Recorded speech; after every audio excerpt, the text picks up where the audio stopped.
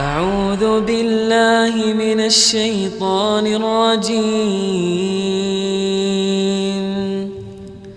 بسم الله الرحمن الرحيم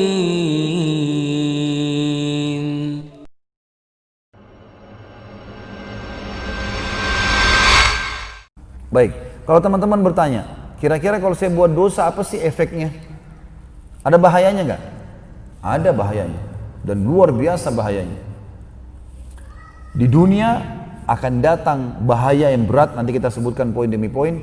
Kalau meninggal tidak sempat taubat, sudah disiksa di dunia, di akhirat disiksa lagi.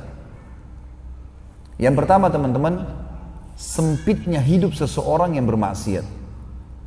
Sumpek, gelisah, gundah.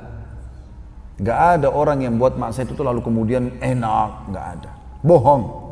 Orang zina di kamar hotel, kemudian oh dia senang, enggak. Besok pagi dia bangun sumpeknya luar biasa. Gak tahu mau buat apa rasanya. Sumpek. Orang-orang non muslim tidak tahu harus kemana. Sumpek itu peringatan dari Allah supaya dia taubat, tapi dia nggak ngerti. Dia ulangi lagi zina besoknya, bertumpuk-tumpuk kesumpekan itu. Bahkan akhirnya ujungnya dikuasai oleh syaitan, akhirnya bunuh diri atau bunuh orang atau malah mabuk-mabukan yang berlebihan dan seterusnya.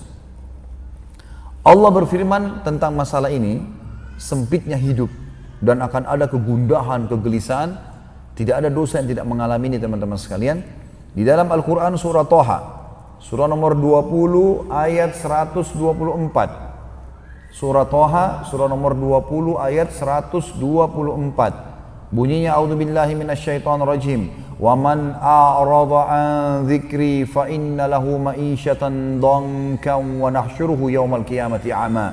Dan barang siapa yang berpaling dari peringatanku, maksudnya kata ulama tafsir berbuat dosa. Allah suruh sholat nggak mau sholat, Allah suruh jujur malah bohong. Ya. Dia berpaling dari peringatan Allah, maka sungguhnya baginya penghidupan yang sempit. Kata ulama, sumpek, sedih, permasalahan yang tidak ada ujung-ujungnya.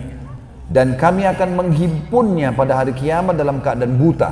Kalau dia meninggal lagi tidak sempat taubat, di dunia sudah kena masalah, di akhirat lagi masalah lain. Yang kedua, orang yang berbuat dosa dan membuka pintu ini sesat dan jauh dari petunjuk. Susah untuk mendapatkan solusi dari masalahnya. Allah sebutkan dalam surah Al-Ahzab, surah nomor 33 ayat 36. Surah nomor 33 ayat 36. A'udzubillahi minasyaitonir rajim. Wa ma kana lil mu'minin wala mu'minatin idza qadallahu wa rasuluhu amran ay yakuna lahumul khiyaratu min amrihim. Wa may ya'sillaha wa rasulahu faqad dhalla dhalalan mubina. Tidak patut bagi laki-laki mengaku mukmin dan perempuan yang mengaku mukminah apabila Allah dan Rasulnya telah menetapkan satu ketetapan halal haram, silakan nikmati halal, silakan kerjakan perintah wajib atau sunnah, silakan jauh yang haram dan makruh, maka mereka masih punya pilihan lain. Tidak layak untuk orang mukmin itu nikmati halal, ya, tinggalkan yang haram. Itu kebahagiaan bagi seorang mukmin. Lalu kata Allah, barang siapa yang mendurhakai Allah dan Rasulnya, bermaksiat, maka dia telah sesat dengan sesat yang nyata, tidak akan dapat petunjuk dari masalahnya. Jadi kalau kita sedang hadapi masalah teman-teman sekalian, bangkrut dari usaha, penyakit yang tidak sembuh-sembuh, ribut dalam rumah tangga tidak selesai-selesai, semua dosa, tidak ada jalan lain kecuali kembali kepada Allah. Taubat, bersih. Apa kata sebagian ulama salaf? Saya tahu saya punya dosa kalau tiba-tiba saya lihat perubahan terjadi pada istri saya tanpa sebab. Bahkan saya melihat perubahan pada tunggangan saya. Antum mau starter mobil jadi masalah, mau ini susah, mau itu susah, apa saja. Bahkan tikus yang masuk ke rumahku, aku tahu karena penyebabnya dosa. Bayangkan. Sebagian ulama salaf menganggap kalau kakinya kesentuh batu, langsung mereka mengatakan inna lillahi wa inna ilaihi raji'un, astaghfiruka wa atubu ilaik. Ya.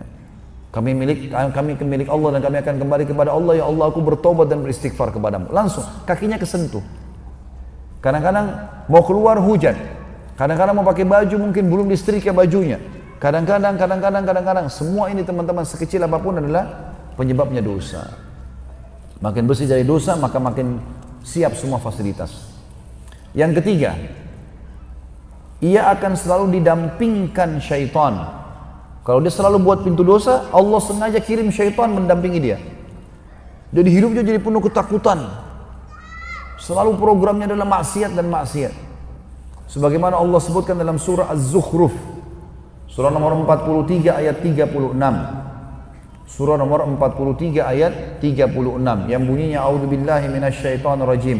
Wa may ya'shu an dzikrir rahmani nuqayyid lahu syaitanan fahuwa lahu qarin. Barang siapa yang berpaling dari pengajaran, maksudnya berbuat dosa, dilarang tapi dilanggar. Barang siapa yang berpaling dari pengajaran Tuhan yang Maha Pemurah, Al-Quran, sengaja buat dosa dan melanggar apa yang ada dalamnya, kami akan adakan baginya syaitan yang menyesatkannya. Maka syaitan itu akan menjadi teman yang selalu menyertainya. Yang keempat, terancam masuk neraka kalau tidak sempat taubat di akhirat. Sebagaimana Allah Subhanahu wa taala menjelaskan, kalau taubat, kalau meninggal tidak sempat taubat ini lebih berat lagi.